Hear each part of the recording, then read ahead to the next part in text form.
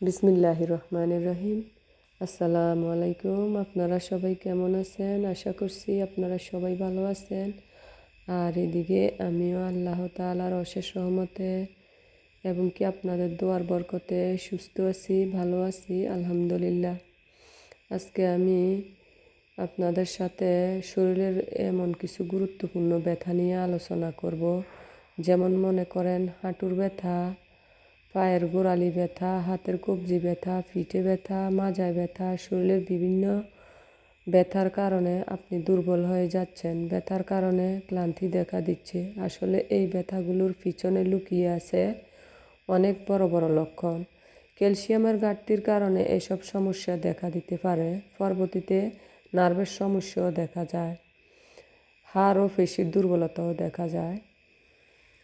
ক্যালসিয়ামের অভাবে অভাবে যে সমস্যাগুলো দেখা যায়, হাড়ের মধ্যে মটমট কটকট আওয়াজ, দাঁতের মধ্যেও কটকট আওয়াজ হওয়া, নখের মধ্যে দাগ পড়া, নখ পাতলা হয়ে যাওয়া, নখ উঠে যাওয়া, শরীরের চামড়াগুলো খসখসে হয়ে যাওয়া, চুল উঠে যাওয়া, এগুলোর কারণ হচ্ছে ক্যালসিয়াম কম থাকার কারণ।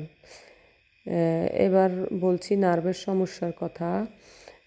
নার্ভের সমস্যাগুলো দেখা যায় এভাবে: পায়ের পাতা ঝিনঝিন করছে, পা জ্বালাপোড়া করছে, পায়ের তালু ও হাতের তালু সুচফুটানো ব্যথার মতো লাগছে, পা অবশ অবশ ভাব লাগছে, সারা শরীরে কোনো বল শক্তি থাকছে না। কারণগুলো হচ্ছে নার্ভের সমস্যার কারণ। সকালে প্রথমে ঘুম থেকে উঠলে পায়ের গোড়ালি ব্যথা এবং পুরো শরীর ব্যথা শুরু হয়, আবার হাঁটা শুরু করলে ঠিক হয়ে যায়। আমাদের পুরো শরীরটাই কোষ দ্বারা গঠিত। সেই কোষগুলোতেই পরিমাণ মতো অক্সিজেন পৌঁছাতে পারে না, তখন আমাদের নার্ভগুলো। এই সমস্যাগুলো দূর করার ক্ষেত্রে আপনারা চার ধরনের বীজ খেতে পারেন। প্রথমে বলছি তিল বীজ, মিষ্টি কুমড়ার বীজ, তিসি বীজ, সূর্যমুখীর বীজ।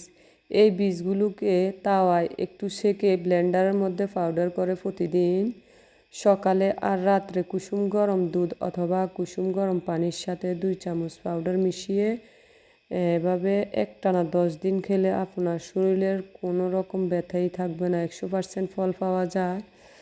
তো আজকের মতো আমার ভিডিওটা এখানে শেষ করলাম।